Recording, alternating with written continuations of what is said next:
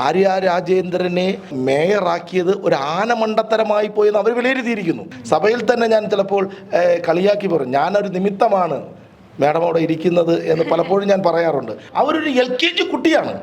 ആ AKG സെൻറ്ററിൻ്റെ അകത്തുള്ള ഒരു LKG കുട്ടിയാണ്.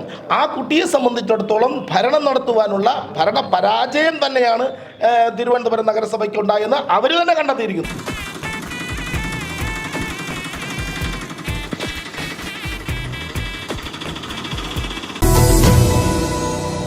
നമസ്കാരം. ഇന്ന് ഞാനുള്ളത് കരമനയിലാണ്. കരമന എന്ന് പറയുമ്പോഴത്തേക്കും കരമന അജിത് സാറിന് കൂടെയാണ് ഞാനിപ്പോൾ ഉള്ളത്.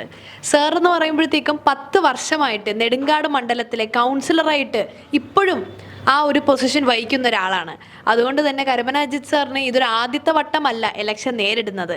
അതിനു മുന്നേ ഈ ഇൻ്റർവ്യൂയിലൂടെ തന്നെ ഒരു രസകരമായ സംഭവം കൂടെ എനിക്ക് പങ്കുവയ്ക്കാൻ താല്പര്യമുണ്ട്. നമ്മുടെ ആര്യ രാജേന്ദ്രൻ, ഇപ്പോഴത്തെ മേയർ, ഈ മേയറിനെ മേയറാക്കിയതിൻ്റെ പിന്നിൽ നമ്മുടെ കരമന അജിത് സാറിൻ്റെ കൈകളുണ്ട് എന്നുള്ളൊരു കാര്യം നമുക്ക് ഇൻ്റർവ്യൂയിലൂടെ നമുക്ക് മനസ്സിലാക്കാം. ആ ഒരു രസകര സ്റ്റോറിയിലോട്ട് സാറ് പറയും. അതിന് മുന്നേ നമുക്ക് സാറിനെ പറ്റിയുള്ള കുറച്ച് കാര്യങ്ങളും ഇപ്പോഴത്തെ ഇലക്ഷൻ പ്രവർത്തനത്തെ പറ്റി നമുക്ക് മനസ്സിലാക്കാം. സർ നമസ്കാരം. സർ ഇപ്പോഴും കൗൺസിലർ പൊസിഷൻ വഹിച്ചുകൊണ്ടിരിക്കുന്നു. അതോടൊപ്പം തന്നെ തിരഞ്ഞെടുപ്പ് പ്രചാരണങ്ങൾ എല്ലാം നടക്കുന്നു.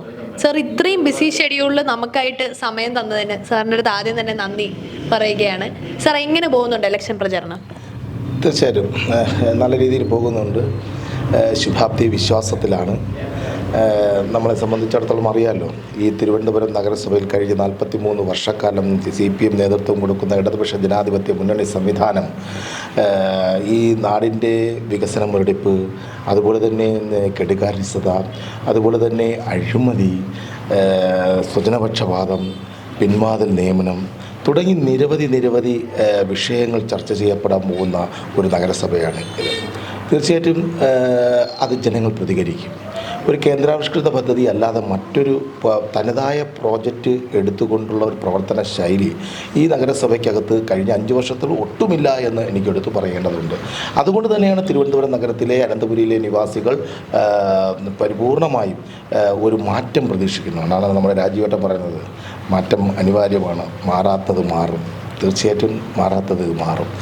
ഈ പ്രാവശ്യം മാറ്റം അനിവാര്യമാണ്, അത് മാറാത്തത് മാറുക തന്നെ ചെയ്യും.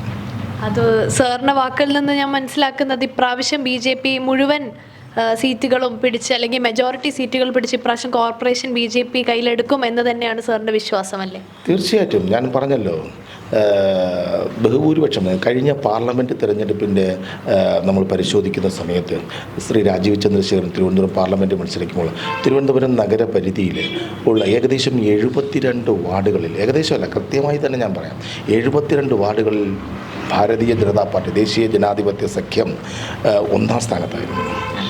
അതുപോലെ തന്നെ 12 സ്ഥലത്ത് BJP 2ാം സ്ഥാനത്തായിരുന്നു.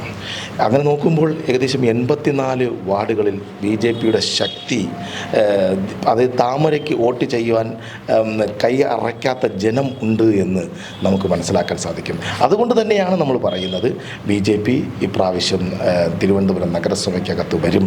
മറ്റു കാര്യങ്ങൾ അറിയാമല്ലോ, മറ്റു കാര്യങ്ങൾ ഈ ഒരു മാറ്റം വേണം എന്നുള്ളത് ഒരു ചിന്താഗതി തിരുവനന്തപുരം നഗരത്തിലെ ജനങ്ങൾക്ക് ഉണ്ട്. അത് ജനവിധി തീർച്ചയായിട്ടും ദേശീയ ജനാധിപത്യ സഖ്യത്തിന് അനുകൂലമാകും എന്ന് തന്നെയാണ് നേതൃത്വവും നമ്മളും എല്ലാം പ്രതീക്ഷിക്കുന്നത്. സർ ഇപ്പോഴത്തെ മേയറിൻ്റെ പൊസിഷനിലോട്ട് സാറിൻ്റെ ഭാഗത്ത് നിന്നുള്ള ഇൻഡയറക്റ്റ് അപ്രോച്ച്, അല്ലെങ്കിൽ അതെന്തായിരുന്നു ആ ഒരു രസകരമായ കഥ നമ്മളോടൊപ്പം പങ്കുവയ്ക്കാമോ? ഞാനല്ല ആര്യ രാജേന്ദ്രനെ മേയർ സ്ഥാനത്തേക്ക് കൊണ്ടുവന്നത്, അതൊരു നിമിത്തമാണ്. കാരണം ആ നിമിത്തത്തിനൊരു കാരണക്കാരൻ എന്നുള്ളത് മാത്രമേ എനിക്ക് പറയാൻ പറ്റുള്ളൂ. കാരണം അവരുടെ പാർട്ടി LDFൻ്റെ കമ്മിറ്റി കൂടി അവർ തിരഞ്ഞെടുത്തതാണ് കേരളത്തിലെ, ഇന്ത്യ മഹാരാജ്യത്തിലെ ഏറ്റവും പ്രായം കുറഞ്ഞവർ. ഒരുപക്ഷെ പറയുന്നത് കേൾക്കുമ്പോൾ നമുക്ക് മനസ്സിലാക്കാൻ സാധിക്കുന്നത്, ഇന്ത്യ മഹാരാജ്യത്ത് മാത്രമല്ല ലോകത്തിൽ തന്നെ ഒരു മേയർ 21 വയസ്സിൽ ഒരു ചെറുപ്പക്കാരിയായിട്ടുള്ള ആൾ വന്നു എന്ന് പറയുമ്പോൾ അത് CPMന് അവകാശപ്പെടാൻ പറ്റുന്നതായിരുന്നു. അതിന് വേണ്ടിയാണ് യുവത്വത്തിൻ്റെ ഒരു പ്രതീകമായി, അല്ലെങ്കിൽ യുവാക്കൾക്ക് പ്രാധാന്യം കൊടുക്കുന്നു, അല്ലെങ്കിൽ യുവാക്കളെ നമ്മൾ ഉയർത്തി കാണിക്കുന്നു, വരും തലമുറയും ഞങ്ങളോടൊപ്പമാണ് എന്നുള്ള ചിന്താഗതിയിൽ കൂടി ആയിരിക്കാം ചിലപ്പോൾ അവരെ മേയറാക്കിയത്. പക്ഷേ അതിനൊരു കാരണമുണ്ട്. കാരണം മറ്റൊന്നുമല്ല, മേയർ സ്ഥാനാർത്ഥിയായിട്ട് മത്സരിച്ചത് നമ്മൾ പുഷ്പലതയാണ്. പാർട്ടിയുടെ ജില്ലാ കമ്മിറ്റി മെമ്പർ പുഷ്പലതയാണ് മത്സരിച്ചത്. നെടുങ്കാട് നിന്നാണ് മത്സരിച്ചത്. അവർ 60 വർഷക്കാലം നെടുങ്കാട് നമ്മൾ ചരിത്രം പരിശോധിക്കുന്ന സമയത്ത് കമ്മ്യൂണിസ്റ്റ് മാർക്സിസ്റ്റ് പാർട്ടി അല്ലാതെ, മാർക്സിസ്റ്റ് പാർട്ടി എന്ന് പറയാം 45 വർഷം അരിവാൾ ചുറ്റിയ നക്ഷത്രം, ബാക്കി 15 വർഷം CPM CPI വളരുന്നതിന് മുമ്പെയുള്ള റവല്യൂഷണറി കമ്മ്യൂണിസ്റ്റ് പാർട്ടി. അത്തരത്തിൽ കഴിഞ്ഞ 60 വർഷം ചുവന്ന മണ്ണാണത്. ആ നാടിനെ പറയുന്ന റൊസാരിയ തെരുവെന്ന് തന്നെയാണ് പറയുന്നത്. തീർച്ചയായിട്ടും ആ തെരുവിൽ നിന്നും അല്ലെങ്കിൽ ആ നാടിൽ നിന്നും ഭാരതീയ ജനതാ പാർട്ടിയുടെ താമര നമുക്ക് വിരിയിക്കാൻ സാധിച്ചത് അതൊരു നിമിത്തമാണ്. കാരണം അവിടുത്തെ ജനങ്ങൾ ഒരു മാറ്റം, ഇതുപോലെ ഒരു മാറ്റം പ്രതീക്ഷിച്ചിരുന്നു. ആ മാറ്റത്തിനൊരു നിമിത്തമായെന്നേ ഉള്ളൂ. അവിടെ പരാജയപ്പെട്ടത് പുഷ്പലത, അതായത് പാർട്ടിയുടെ DC മെമ്പർ. സാറ് കഴിഞ്ഞ തവണ നെടുങ്കണ്ടത്ത് ഇലക്ഷൻ ചെയ്തപ്പോൾ സാറ് പുഷ്പലത മാഡത്തിനെ തോൽപ്പിച്ചുകൊണ്ടാണ് ഞാൻ അതിന് തൊട്ടു മുമ്പ് 2015 DYFIയുടെ സംസ്ഥാന സെക്രട്ടറി കരമന ഹരി, അദ്ദേഹം മേയർ സ്ഥാനാർത്ഥിമാരിൽ ഒരാളായിരുന്നു. 3 പേര് നിശ്ചയിക്കപ്പെട്ടതിൽ ഒരാളായിരുന്നു.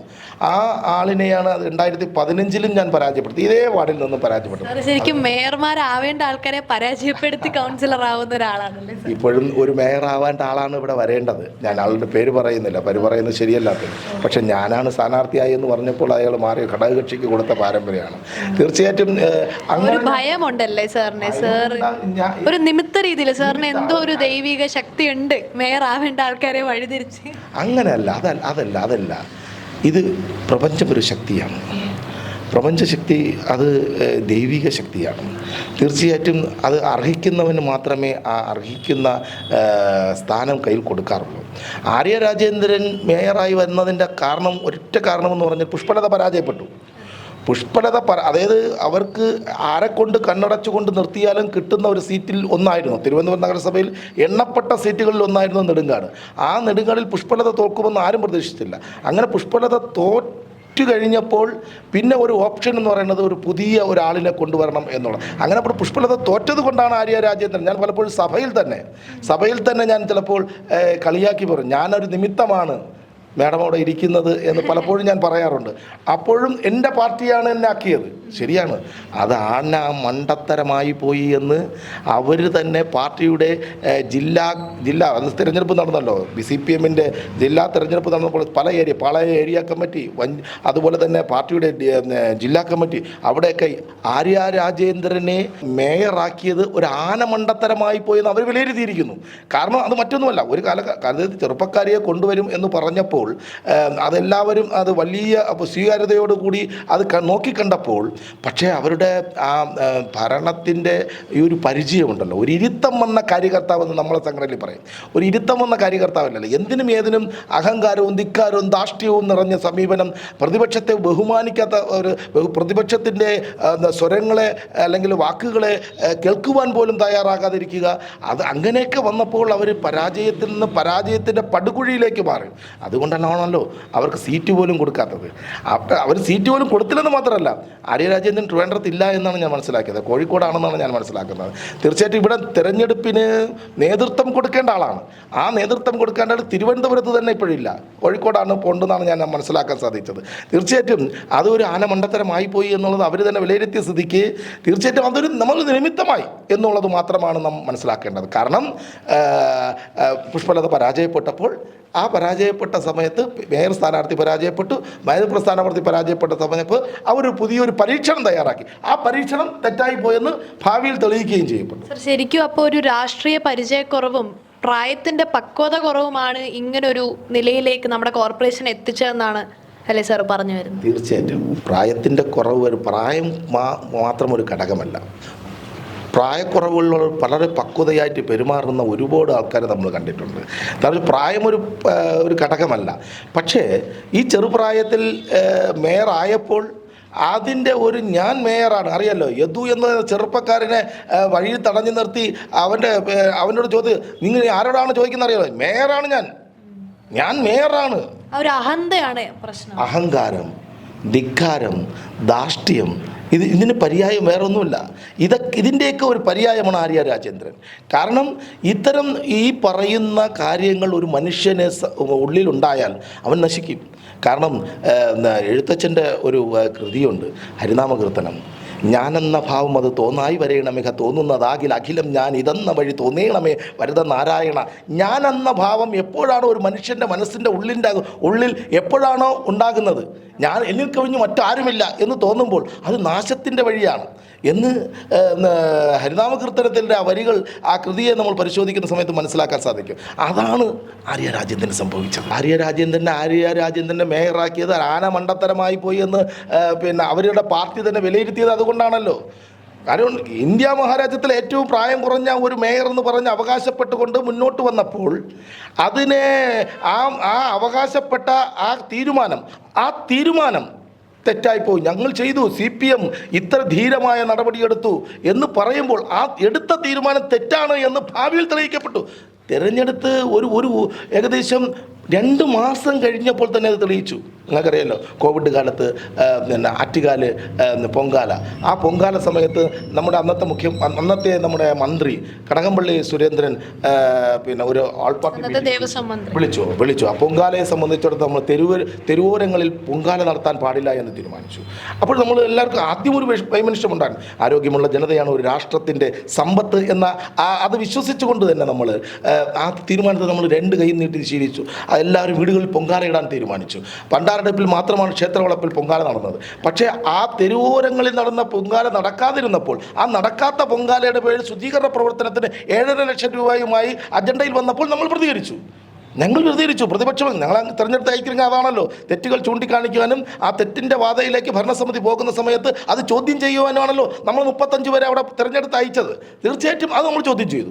അത് അഴിമതിക്ക് പൊങ്കാല ഇട്ടുകൊണ്ടാണ് ആദ്യത്തെ തുടക്കം. 3 മാസം കഴിയുന്നത്, അത് ഡിസംബർ മാസം 27-ാം തീയതി ഒന്ന് തിരഞ്ഞെടുത്തു. ജനുവരി ഫെബ്രുവരി മാസം നടന്ന പൊങ്കാല 2 മാസത്തിനകത്ത് അഴിമതിക്ക് പൊങ്കാല ഇട്ടുകൊണ്ട് ഭരണം ആരംഭിച്ച മേയർ ആര് എന്ന് ചോദിച്ചാൽ അത് ആര്യ രാജേന്ദ്രനാണ്. അന്ന് തൊട്ട് ഏകദേശം 40ഓളം അഴിമതിയാണ്. പട്ടികജാതി തട്ടിപ്പായിരുന്നാലും ശരി തന്നെ, നികുതി തട്ടിപ്പായിരുന്നാലും ശരി തന്നെ, അതുപോലെ തന്നെ മൊബൈൽ മോർച്ചറി ഒളിച്ചിട്ട് മൊബൈൽ മോർച്ചറിക്ക് വാടകയ്ക്ക് കൊടുത്ത കാര്യത്തിലായിരുന്നാലും ശരി തന്നെ, നിരവധി നമ്മുടെ മാലിന്യം എന്ന് പറയുന്നത് അവർക്ക് പൊന്മുട്ടയിടുന്ന താറാവാണ്. കാരണം അതിൻ്റെ ശാശ്വതമായ പരിഹാരം കാണുക എന്നുള്ളത് അവരുടെ ലക്ഷ്യമല്ല. പക്ഷേ മാലിന്യം ഉണ്ടെങ്കിൽ മാത്രമേ അവർക്ക് അവരുടെ ഭരണസമിതിക്ക് നിലനിൽക്കാൻ സാധിക്കുകയുള്ളൂ. കാരണം പന്നി ഫാമുകളെ ആശ്രയിച്ചുകൊണ്ട് ജൈവ മാലിന്യ സംസ്കരണം നടത്താൻ ഉദ്ദേശിക്കുന്ന ഒരു തദ്ദേശ സ്വയംഭരണ സ്ഥാപനം ഉണ്ടെങ്കിൽ തിരുവനന്തപുരം നഗരസഭയാണ്. നമ്മുടെ കേന്ദ്ര നരേന്ദ്രമോദി എന്താ പറഞ്ഞത്? എല്ലാ തദ്ദേശ സ്വയംഭരണ സ്ഥാപനങ്ങൾക്കും കൃത്യമായി കേന്ദ്രീകൃതമായ മാലിന്യ സംസ്കരണ പ്ലാന്റുകൾ ഉണ്ടാകണമെന്നുള്ളൂ. നമ്മുടെ മുഖ്യമന്ത്രിയും അത് സമ്മതിച്ചല്ലോ. പ്രധാനമന്ത്രി പറഞ്ഞത് ശരിയാണ്. കേന്ദ്രീകൃതമായ മാലിന്യ സംസ്കരണ പ്ലാന്റുകൾ എല്ലാ തദ്ദേശ സ്വയംഭരണ സ്ഥാപനത്തിനും ഉണ്ടാകണമെന്ന് തീരുമാനിച്ചു. എന്തുകൊണ്ട് നടപ്പിലാക്കാൻ സാധിച്ചിട്ടില്ല? മാലിന്യ സംസ്കരണത്തിന് ശാശ്വതമായ ഒരു പരിഹാരം കിച്ചൺ ബിൻ വഴി നടത്തുമെന്ന് നഗരസഭയുടെ പ്രഖ്യാപിത നയം ഞാൻ പലപ്പോഴും ചോദിച്ചു. നമ്മുടെ പ്രഖ്യാപിത നയം എന്താണ്? കേന്ദ്രീകൃതമായ മാലിന്യ സംസ്കരണമാണോ നമ്മുടെ നയം? വികേന്ദ്രീകൃതമായ മാലിന്യ സംസ്കരണമാണോ നമ്മുടെ നയം? അതോ ഉറവിടത്തിലുള്ള മാലിന്യ സംസ്കരണമാണോ നമ്മുടെ നയം? ഞാൻ സഭയിൽ ചോദിച്ച സമയത്ത് അവർ പറഞ്ഞത് നമ്മുടെ പ്രഖ്യാപിത നയം എന്ന് പറയുന്നത് ഉറവിടത്തിൽ മാലിന്യ സംസ്കരണം. അപ്പോൾ ഉറവിടത്തിൽ മാലിന്യ സംസ്കരണം നടത്തുവാൻ വേണ്ടി എന്താ നമ്മൾ പദ്ധതി ഇട്ടിട്ടുള്ളത്? അപ്പോൾ പറഞ്ഞു കിച്ചൺ ബിൻ പരിശോധിക്കുന്ന സമയത്ത് കഴിഞ്ഞ ഓഡിറ്റ് റിപ്പോർട്ടിലൊക്കെ വ്യക്തമായിട്ട് വന്നു. ഈ ഓഡിറ്റ് റിപ്പോർട്ട് വരുന്നതിന് മുമ്പേ BJP പറഞ്ഞതാണ് അതിൽ അഴിമതി ഉള്ളത്. കാരണം ഒരു ചെറിയ ഒരു ബക്കറ്റ് ഒരു 200-300 രൂപ കൊടുത്താൽ കിട്ടുന്ന ഒരു ബക്കറ്റിനെ 1750 രൂപ കൊടുത്ത് 1825 രൂപ കൊടുത്ത് വാങ്ങിച്ച് ആ പണം ആ കിച്ചൺ ബിന്നുകളെ വീടുകളിൽ കൊണ്ടുപോകും. എന്നാൽ അത് പരിപാലിക്കേണ്ട ചുമതല ആർക്കാണ്? ശാസ്ത്രീയമായി പരിപാലിക്കേണ്ട ചുമതല നഗരസഭയ്ക്കുണ്ട്. പക്ഷെ അവിടെ യൂണോക്കോണില്ല. അതായത് കാര്യം എന്ന് പറഞ്ഞാൽ ഇത് സംസ്കരിക്കാൻ സാധിക്കുന്നില്ല. ചകിരിച്ചോറ് യൂണോക്കോണും കൊടുത്താൽ മാത്രമല്ലേ അത് സംസ്കരിക്കാൻ പറ്റുള്ളൂ. അത് തീരുന്ന മുറയ്ക്ക് കൊണ്ടെത്തിക്കുവാൻ ഇപ്പോൾ പല സ്ഥലങ്ങളിലും ചെന്ന് നോക്കുന്ന സമയത്ത് പഴയ തുണിത്തരങ്ങൾ വച്ചിരിക്കുന്ന പൂച്ചക്കുട്ടി ഉണ്ടല്ലോ, അത് പ്രസവിച്ച് കിടക്കുന്ന ഒരു ഇടമായിട്ട് കിച്ചൺ ബിന്ന് അത് ഉപയോഗശൂന്യമെന്ന് ഉപയോഗം ശാസ്ത്രീയമായി സംസ്കരിക്കാൻ പറ്റിയാലല്ലേ അതിനുള്ള സംവിധാനം ഒരുക്കി കൊടുക്കേണ്ടത് നഗരസഭയല്ലേ? അതിൻ്റെ അസംസ്കൃത സാധനങ്ങൾ എത്തിക്കുവാൻ പരാജയപ്പെട്ടപ്പോൾ കിച്ചൺ ബിൻ പരാജയപ്പെട്ടു. അതാണ് ഈ മാലിന്യങ്ങൾ എല്ലാ സ്ഥലത്തും കുന്നുകൂടി കിടക്കുന്നത്. നമുക്കറിയാലോ, എയറോഡ്രാമിൽ ചെന്ന് കഴിഞ്ഞാൽ നമുക്കറിയാം അവിടെ ഫ്ലൈറ്റുകൾ ഇറങ്ങാനും അതുപോലെ തന്നെ ഫ്ലൈ ചെയ്യാനും പറ്റാത്ത സ്ഥിതി. പക്ഷികൾ ഇടിക്കുന്നത് ഭയന്നുകൊണ്ട് പല പല ഫ്ലൈറ്റുകളും വളരെ വൈകിയാണ് താഴെ ഇറക്കാൻ പോകുന്നത്. കൺട്രോൾ ചെയ്തതിന് ശേഷമേ കിട്ടുന്നുള്ളൂ. പക്ഷേ പക്ഷികളെ സംബന്ധിച്ചിടത്തോളം തിരുവനന്തപുരം അന്താരാഷ്ട്ര വിമാനത്താവളമാണ്. അവിടുത്തെ ചുറ്റിനും ഇറച്ചി മാലിന്യങ്ങളാണ്. ഇതാണ് നമ്മുടെ തിരുവനന്തപുരത്തിന്റെ അവസ്ഥ. ഇതാണ് പറഞ്ഞത്. ഇതൊക്കെ ചർച്ച ചെയ്യപ്പെടണം. ശരിക്കും പറഞ്ഞാൽ മാലിന്യം ഇതുവരെയും തീരാത്ത ഒരു ശല്യം തന്നെയാണ് തിരുവനന്തപുരം. ശ്രമിക്കില്ല. ഞാൻ പറഞ്ഞില്ലേ, മാലിന്യം എന്ന് പറയുന്നത് പൊന്മുട്ടയിടുന്ന താറാവാണ് അവർക്ക്. അതായത് വികേന്ദ്രീകൃതമായ മാലിന്യ സംസ്കരണം ഒരു കാലഘട്ടത്തിൽ കൊണ്ടുവന്നു. അതായത് എയറോബിക് ബിന്നുകൾ സ്ഥാപിച്ചു. എയറോബിക് ബിന്നുകൾ സ്ഥാപിച്ചു എങ്കിലും ഇപ്പോഴത്തെ എയറോബിക് ബിന്നുകളുടെ അവസ്ഥ നിങ്ങൾ നോക്കൂ. നിങ്ങൾ തിരുവനന്തപുരം നഗരത്തിലെ ഉള്ള എയറോബിക് ബിന്നുകൾ അവിടെ കാവലായി നിൽക്കാൻ ജോലിക്കാരില്ല. അവിടെയുള്ള മാലിന്യം കൊണ്ടെത്തിക്കുന്ന സമയത്ത് ആ മാലിന്യം കൃത്യമായി പരിപാലിക്കാൻ പറ്റുന്നില്ല. പല എയറോബിക് ബിന്നുകളും പെരിച്ചാഴികൾ തോണ്ടി അത് ഇടിഞ്ഞ അവസ്ഥയിലാണ്. അത് നവീകരിക്കുവാനോ അല്ലെങ്കിൽ അത് പുനഃസ്ഥാപിക്കുവാനോ തയ്യാറാകുന്നില്ല. അത് ഞാൻ പറഞ്ഞില്ലേ, കാലാകാലങ്ങളിൽ കടലിൽ കായം കലക്കുന്നതിന് കുറെ പണം ചെലവഴിക്കുന്നതല്ല. സ്വച്ഛ് ഭാരത് മിഷൻ വഴി ഇന്ത്യയുടെ പ്രധാനമന്ത്രി കോടിക്കണക്കിന് രൂപയാണ് അനുവദിക്കപ്പെടുന്നത് ഓരോ തദ്ദേശ സ്വയംഭരണ സ്ഥാപനത്തിനും. ആ പണം യഥാവിധി അതിന് ശാസ്ത്രീയമായി ഉപയോഗിക്കുവാൻ കഴിയാൻ പറ്റാത്ത ഒരവസ്ഥയാണ് തിരുവനന്തപുരം നഗരസഭയ്ക്ക് ഉണ്ടാകുന്നത്. അത് ശാശ്വത പരിഹാരം കണ്ടു കഴിഞ്ഞാൽ ഇവർക്ക് കമ്മീഷൻ കിട്ടില്ല. പല കിച്ചൺ ബില്ലിൽ എത്ര കോടി രൂപയാണ് അവർക്ക്. കമ്മീഷന് വേണ്ടി നാടിനെ നശിപ്പിക്കുന്ന ഒരു അവസ്ഥയാണ്. ഓഡിറ്റ് 2023 24 ഓഡിറ്റ് പരിശോധിക്കാൻ നമുക്ക് കിച്ചൺ ബിന്നുകൾ 10,000 കിച്ചൺ ബിന്നുകൾ വിതരണം ചെയ്തു എന്ന് പറയുന്നു. 10,000 കിച്ചൺ ബിന്നുകൾ എവിടെയൊക്കെ വിതരണം ചെയ്തു എന്നുള്ള ചെക്ക് ലിസ്റ്റില്ല. നമ്മളൊരാളിന് കൊടുക്കുമ്പോൾ അത് ഇന്ന വീട്ടിൽ ഇത്ര TC 20/939 കുന്നുകുളാകത്ത് വീട്ടിൽ അജിത് കുമാറിൻ്റെ വീട് കൃത്യമായിട്ട് കിച്ചൺ ബിൻ അവിടെയാണ് കൊടുത്തത്. അത് അങ്ങനെ ഒരു ലിസ്റ്റ് ഉണ്ടാവണ്ടേ? ആ ലിസ്റ്റില്ല. അത് വിതരണം ചെയ്തതിൽ തന്നെ എന്തിനേറെ പറയുന്നു, പാവപ്പെട്ടവർക്ക് സാമൂഹ്യക്ഷേമ പെൻഷൻ, മരിച്ചവർക്ക് സാമൂഹ്യക്ഷേമ പെൻഷൻ ഇന്ത്യയിലെ ഏത് തദ്ദേശ സ്വയംഭരണ എന്ന് വെച്ചാൽ തിരുവനന്തപുരം നഗരസഭയാണ്. മരിച്ചവർക്ക് സാമൂഹ്യക്ഷേമ പെൻഷൻ കൊടുത്തത്, വാർദ്ധക്യകാല പെൻഷൻ കൊടുത്തത് തിരുവനന്തപുരം. ഇത് പറയുന്നത് BJP അല്ല, ഇത് പറയുന്നത് ഓഡിറ്റിൽ തന്നെ റിപ്പോർട്ട് കണ്ടെത്തിയിരിക്കുന്നു. അതുപോലും അപ്ഡേറ്റ് ചെയ്തിട്ടില്ല. മരിച്ചവർക്കാണോ അക്കൗണ്ടിൽ പണം കൊണ്ടുപോകുന്നത്? ഇത് ആരാ ചെയ്യേണ്ടത്? അതുപോലെ സർക്കാർ ജോലി വാങ്ങിക്കുന്നു. സർക്കാർ ജോലിയുള്ളവർക്ക് പെൻഷൻ, വിധവ പെൻഷൻ സർക്കാർ അത് ആര് കണ്ടെത്തിയിരിക്കുന്നത്? ഓഡിറ്റ് തന്നെ കണ്ടെത്തിയിരിക്കുകയാണ്. ഓഡിറ്റിൽ തന്നെ കൃത്യമായി പറയുന്നുണ്ട് ഇന്ന ആൾ സർക്കാർ ജോലിക്കാരനാണ്. ആ ജോലിക്കാരന് നമ്മൾ വിധവ പെൻഷൻ കൊടുത്തിരിക്കുന്നു. ഓഡിറ്റ് റിപ്പോർട്ടിൽ കണ്ടെത്തിയിരിക്കുന്നു. ആലോചിച്ച് നോക്കൂ, എന്തുമാത്രം കെടുകാര്യസ്ഥത നിറഞ്ഞ ഒരു ഭരണ സംവിധാനമാണ് തിരുവനന്തപുരം നഗരസഭയിൽ നടക്കുന്നത് എന്നതിനെക്കുറിച്ച് നമുക്ക് പരിശോധിക്കണം. ഇപ്പോൾ നമുക്ക് നടക്കാൻ പറ്റാത്തത്, നായ്ക്കളെ ശല്യം കൊണ്ട് നടക്കാൻ പറ്റുന്നില്ല. പ്രഭാത സവാരിക്ക് പോകാൻ പോലും പറ്റാത്ത അവസ്ഥ. BCത്തെ 5 പേരാണ് മെനഞ്ഞാന്ന് കടിച്ചത്. പ്രഭാത സവാരിക്ക് പോകാൻ പറ്റുന്നില്ല.